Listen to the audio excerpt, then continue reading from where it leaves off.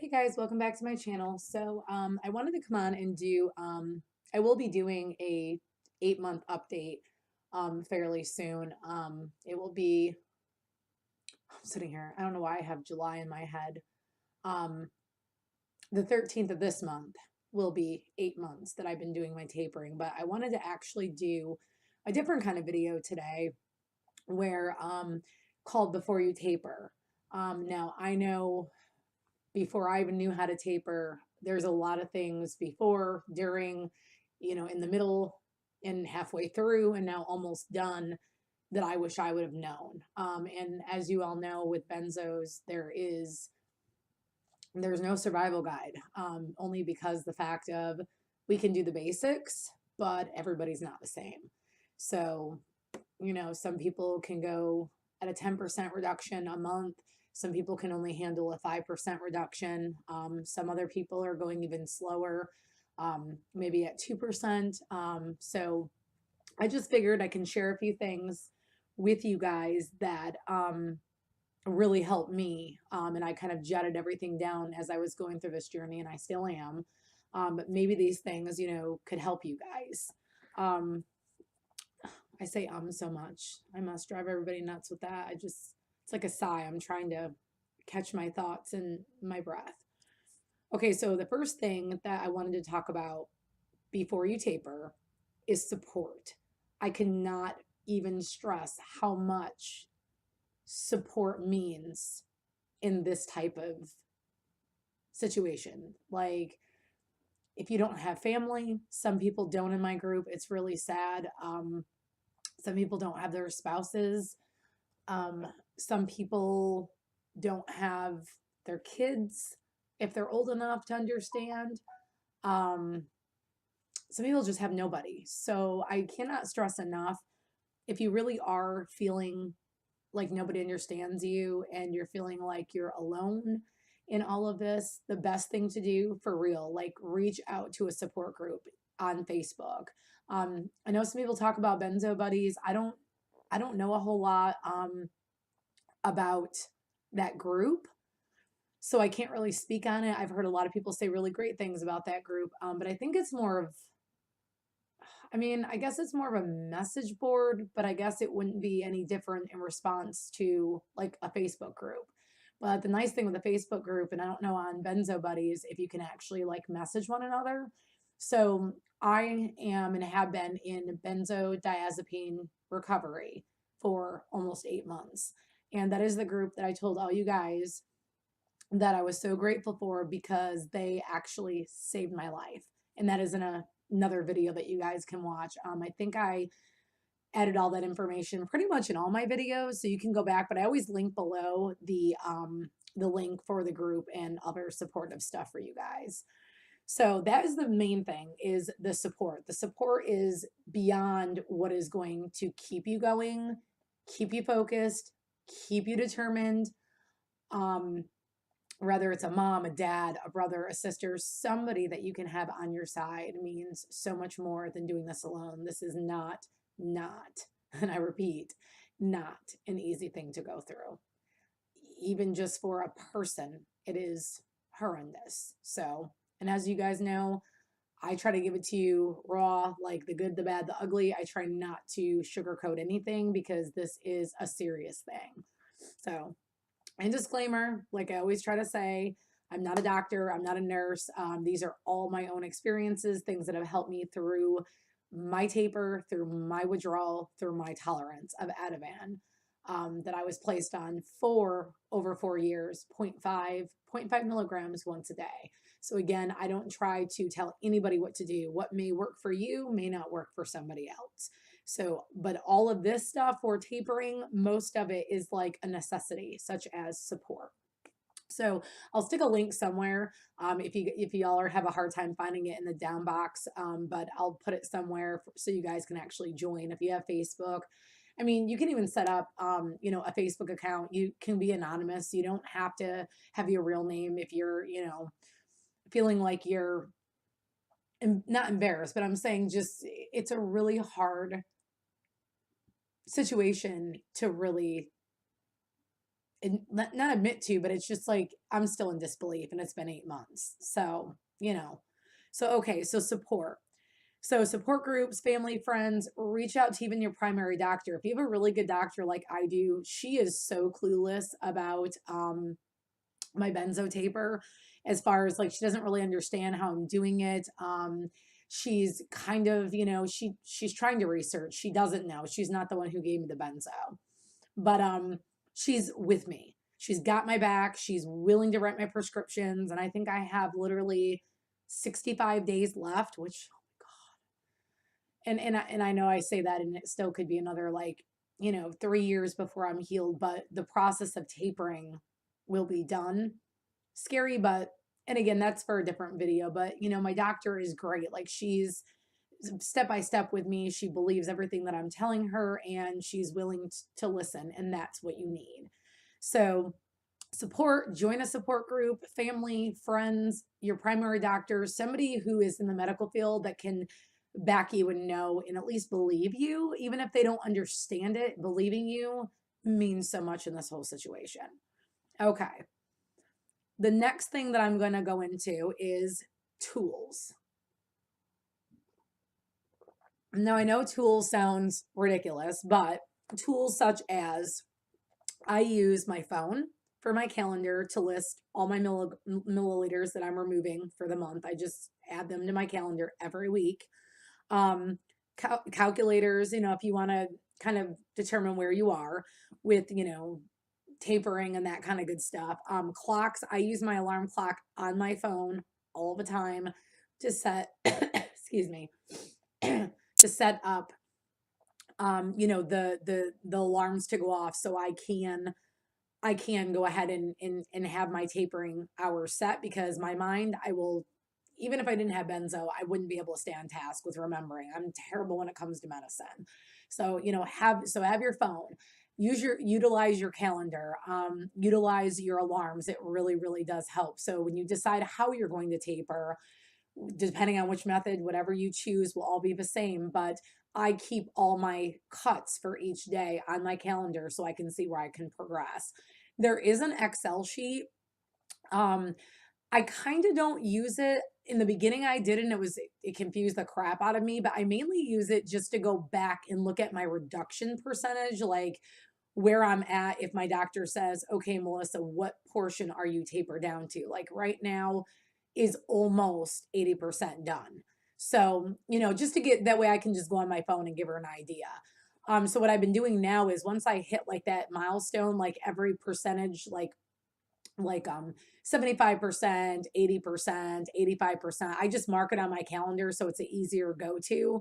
But the Excel sheet's nice because it just kind of gives you an overview. You can put in your milligram, how many times you will dose, the milliliters you're going to start at if you are going to do water titration. Excuse me. So you can put all that in, and it basically just factors in when you'll be done tapering and at what reduction and what percentage you'll be. So you can actually follow it and know where to mark, what to pull. But I just implement that on my calendar so it's less stressful. So those are really good things. So tools, so support and tools, those are amazing things. The third section that I want to talk about is so, and I'll say it again, well, I said it twice, 4 times. It is so important. And maybe that was 5. I totally lost track. So there, I said it again. Coping skills, whether you believe it or not, are the biggest. So I will take, here's benzo. And well, okay, so this is benzo. And let's do like 2 fingers. So this is a big situation. Coping skills, I want to even do 4. Like they are almost identical. Like you need to have these coping skills. And if you guys don't know what coping skills are, you can actually get free help through YouTube. There is cognitive behavioral therapy, dialectical behavioral therapy, all online. You can do it all from online. To be real, this portion, about 70% of it is what got me here to the 8th month almost with tapering. Staying sane, not losing my mind, not believing the brain functioning stuff that is all over the place, that doesn't make sense. Some of it's not real. Some of it doesn't seem like me. Emotions, feelings, not so much I don't want to say that it gets rid of all the physical symptoms, but I've learned a statement through the way: you are what you feel. So the more that you feel awful and you keep telling yourself over and over again and focus on your symptoms, and I know it's just so much easier said than done, you become what you're thinking, what you're saying to yourself. So coping skills are so important to get you where a lot of us are and other people who are off benzos. It just really, really distracts. You can actually stop anxiety if that's what you're suffering with. You can calm your heart rate down. You can calm your racing thoughts. You can also use meditation. You can use the apps that we discussed on my last video, which are like the Comcast, where you can download and search podcasts for anxiety, depression, insomnia, whatever it is you have. I cannot stress coping skills enough. To be honest, if I would have known what I know now about anxiety, I would never have been on a benzo. I would have gone straight to therapy, and I could even have done it in my own home with cognitive and dialectical behavior therapy. Some people think it doesn't work. To be honest, I didn't have a whole lot of faith in it until I started using it. From like the first month of coming off Ativan, in the beginning of my taper, in the middle, and I even see the difference now that I'm nearing the end soon. So I'm seeing a huge difference with my mind, how I'm feeling. The more that I focus on symptoms, the more sick I feel. Your brain is such a powerful thing that you probably could make yourself think yourself is sick even if you weren't going through this. Like, you could probably make yourself really feel mentally and physically like you're sick. Like, no joke. Like, I wouldn't have believed any of this stuff. None of it. So honestly, coping skills need to be put in place before you begin tapering. Again, there's so much free stuff out there, like, the internet, meditation, podcast. I used a lot of sleep meditation music when I first went through this, because my mind was just, even though melatonin works for me to sleep, it just was making me where I just couldn't sleep at night. I'm even having problems now with the insomnia. It's not as bad, but I do get in moments where I have a hard time, where I'll wake up and I can't fall back to sleep, and listening to soothing music and not focusing on this stops it. So no joke. Like, a lot of people in my group will tell you that. Okay. The last set of things that I want to talk about that I think have a huge impact, especially with benzos, and even if you've never had any type of like dietary issues before, taking supplements, drinking caffeine, maybe going to the gym, benzo starts in the tummy. Your GABA receptors are in your stomach, and that's why 90% of people, and I'm using this as a statistical, just on based on my group. So, and my statistics may be totally off, but the majority of people in my group complain about stomach issues, IBS, colitis. There was another one. It wasn't colitis, it was something else. Maybe it'll come back to me. I'm not sure. Sorry, y'all. You're not boring me. This is not boring me. I'm doing this air hunger stuff, and it's ridiculous. But anyways, so people are finding, they never had stomach issues before, they've never had food sensitivities before, but now they do. And that is because your benzodiazepine is controlled in the stomach and up to the brain. So your stomach talks to your brain talks to your stomach.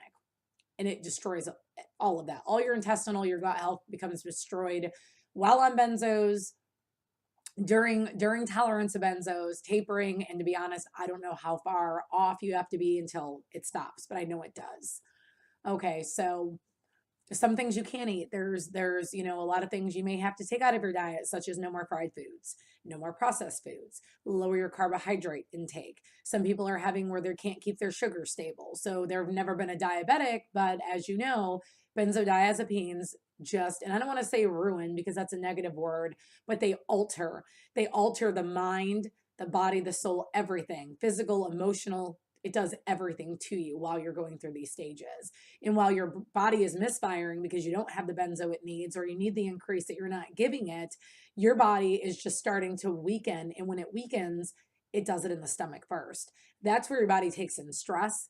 That's where your body takes in all kinds of stuff. And when your body can't deal with it, you end up with IBS, you end up with depression, insomnia, anxiety, the whole 9 yards. So honestly, good diet health, look into it. Some people are doing keto. Some people are recommending don't take supplements. Now, I don't take anything. I was on my probiotics, and I don't know. I actually went into a really bad wave. I had a 4-day window, and I want to tell everybody right now, this 4-day window lasted from like the 25th, 6th, 7th, and 8th of February before it closed. And I'm talking like I get windows and waves, and I am very grateful for that. But this was like I woke up one day and I was healed, like no joke. Like I felt nothing hurt. My stomach didn't hurt. My bones didn't hurt. My legs didn't hurt. My back didn't hurt. My bladder didn't hurt. My head didn't hurt. Nothing hurt me at all. So I will tell you guys, and I would never lie, you will heal. The feeling that I felt there, like I want that back. So my therapist has been telling me that I need to remember those windows and remember what they were like and take myself back there, because your mind eventually will bring you back there. Like I cannot tell you how amazing it was to wake up and feel human. I felt like a normal person again. I couldn't believe it. And I was a little apprehensive, like, I'm probably going to go into a wave. And I did. And I went into a really hard one. But I tried to go back to that day and those days to know this is all temporary. I know it sucks, but it's not forever. It's not permanent. So please don't lose hope when it comes to that. So getting back to the physical stuff. Again, you have to watch, what you eat. Some foods will set you off. Make a journal. That's the easiest way that I've learned is make a journal. And if you go into really, really bad waves, like you can go back and say, oh my gosh, like I ate this, this, and this, but I didn't eat this, this, and this like 2 days ago and I feel worse. There's just a lot of things that give us what I call the benzo flu. And that's just where we feel real terrible. Like me, mine could have been from, and it happened after, but it didn't help it. I actually ate steak. I know better. I did a peppered steak one night as a stir fry, and I'm not to do beef due to IBS from Ativan, because something to do with the beef just irritates the intestinal lining. And no joke, like I felt like I had the flu for a good 2 days, 2, 3 days. So I'm not like totally healed, but I feel better than I did eating steak. So I think it was a mix of stress and not eating eating what I shouldn't be eating. So that's the biggest thing. The other thing that I want to stress that is so important, and I'll probably put it up all over the screen when I do my editing, but dehydration. That is the biggest keyword I did not know about when I started tapering. My mouth is dry. I'm using the bathroom a super lot. My urine is clear now. I'm drinking more than I've ever drank.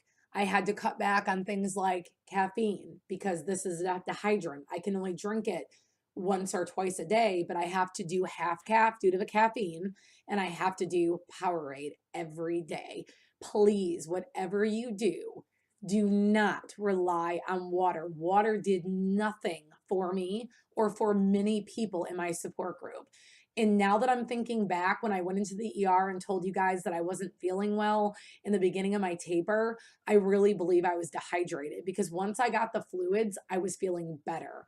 So to be real, this drug, I don't know why it does what it does, but it actually just like takes all the moisture. Like my hair is dry, my face, I have eczema under my eye, which thank God this camera isn't the best to really show it, but it's a very bad dry patch right here that I can't get rid of.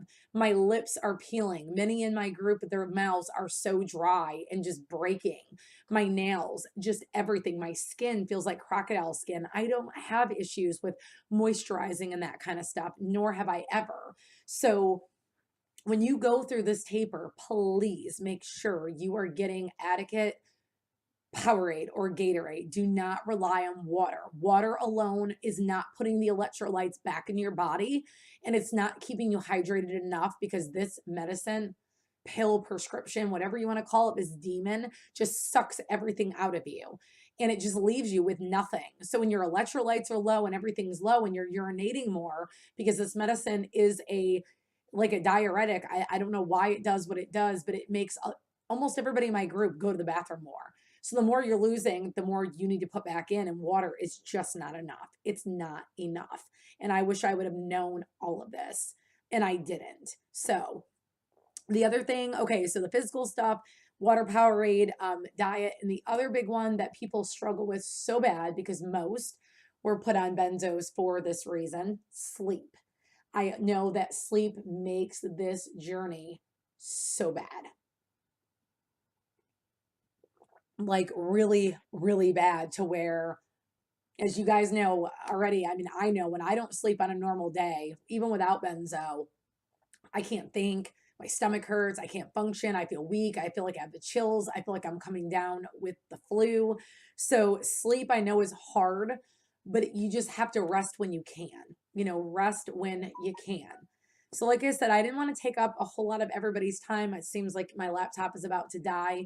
But the biggest things, support, tools, coping skills for the physical stuff, diet, sleep, eating healthy, and making sure you stay hydrated, I cannot stress enough, are the most important things going through this journey.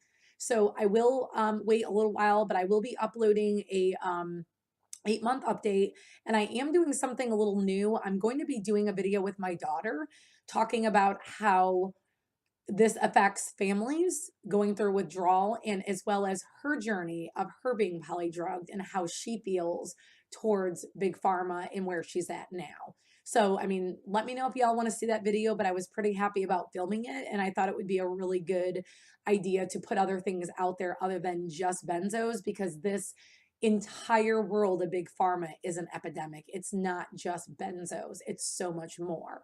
So don't forget to subscribe, hit the notification bell to get notified when I upload, and I'll see you guys next time. Bye.